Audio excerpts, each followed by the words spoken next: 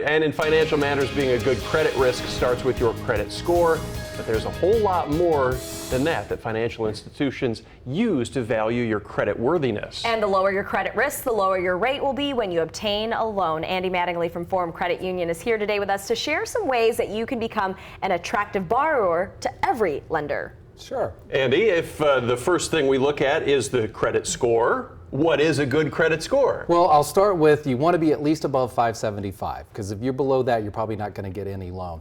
A good credit score, if you want to be the A tier, get the best rates, going to be 750 or more. What if you've had hiccups in the past, especially with your credit? You know, people at one time, 18 years old, maybe did something with their credit that they didn't want to do. What can they do? Well, the first thing is to be open and honest with the lender. If you have documentation to prove that you've cleared up those problems, do provide that to them, because that'll help in their decision-making process. But with a lot of applications, though, we were talking about this, it's online or you're just filling something out. How do you be open and honest, maybe if you don't really get to talk to somebody? Well, if you don't get to talk to someone, one, try to make an opportunity to talk to them, so try to contact them. But in a lot of those applications, there'll be a place to put in your own comments, or maybe you can attach the documentation to it.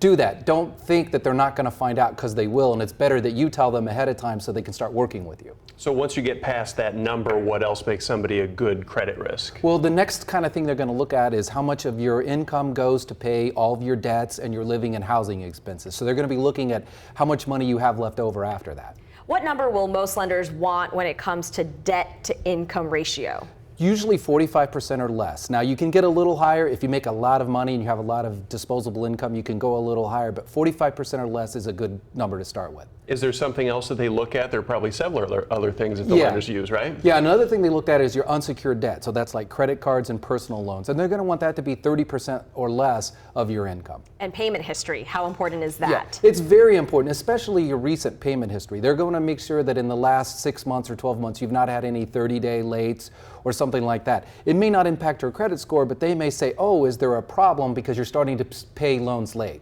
Is there anything you can do to make yourself in a more positive light to them? Yeah, one thing is to build assets. So have savings accounts, have retirements, buy a home, things like that. Those are the things that can make you look good, positive things you can do. A little more committed. Yes, settled. Exactly. All right. Exactly. Andy, where can people find you? At forumcu.com. All right, Andy, thank you for that. Thank you. Let's take a live look outside before we get to weather with Lindsay. It certainly looked like